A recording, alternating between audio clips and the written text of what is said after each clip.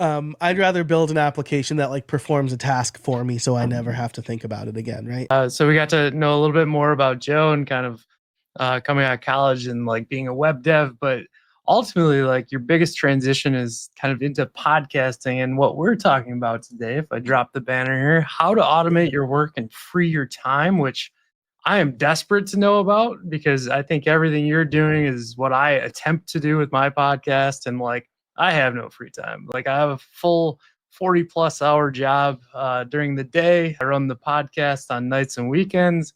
I'm also writing this other thing for a hopeful VC startup.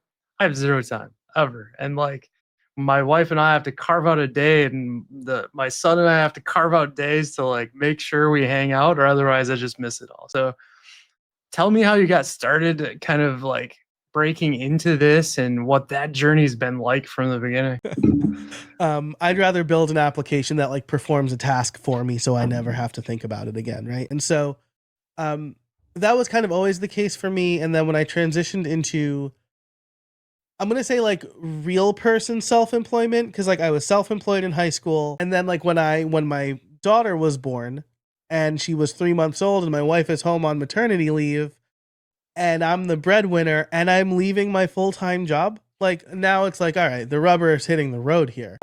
And the first real time that I realized, like, oh my gosh, I need to do something about how I'm spending my time and trying not to burn out was after our babysitter left. Like, she got a real job, right? And so my friend said, hey, what if you took stuff off of your plate? And what he meant was, you should say no to more things.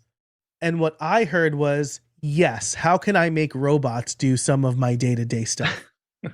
And so that's when I first got into using like Zapier or Make.com, then Integromat, to automate some of the tasks. Like when someone fills out my calendar, like send them a survey or whatever, like send them questions or just add them to, at the time it was Airtable, stuff like that, right?